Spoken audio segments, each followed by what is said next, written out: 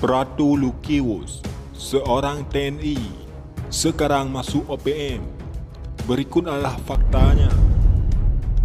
Seorang anggota Tentara Nasional Indonesia membelot dan bergabung dengan kelompok kriminal bersenjata di Papua. Tentara itu bernama Luki Y. Matuan atau Lukius dan berpangkat Pratu. Berikut adalah faktanya.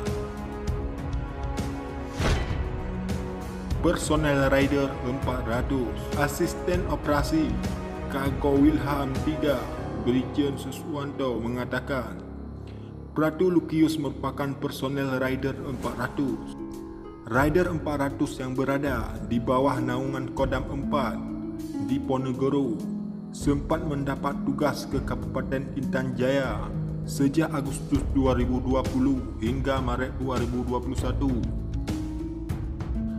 Namun, dalam misi itu, Pratu Lukius memilih meninggalkan tugasnya. Pratu Lukius, dia kelana Yuda, meninggalkan tugas, bergabung dengan KKB di Intan Jaya. Tutur Suswanto, Jumat, 16 April 2021. Tak membawa senjata. Suswanto memastikan ketika pembelot dari tugas dan kesatuan, Pratu Lukius tidak bersenjata. Dia tidak bawa senjata, katanya. Suswanto pun berharap bergabungnya Pratu Lukius ke kelompok tersebut tidak akan membuat kekuatan mereka bertambah. Mudah-mudahan saja tidak ada gangguan apapun kepada masyarakat.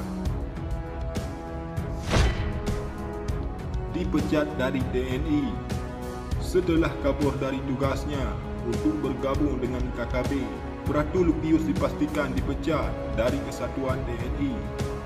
Sebab tak hanya meninggalkan tugas, dia juga bergabung dengan musuh negara.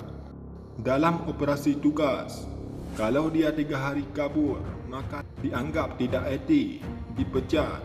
Tutur Kepala Penerangan Kogab Wilham 3, Kolonel Surya Setawa. Dicap pengkhianat, jadi sasaran utama aparat. Tindakan yang dilakukan Pratu Lukius dicap sebagai pengkhianatan. Pratu Lukius dipastikan akan mendapatkan hukuman berat dan menjadi target utama. Dia membelot ke kelompok OPM. Itu kan melawan negara, itu hukumnya berat.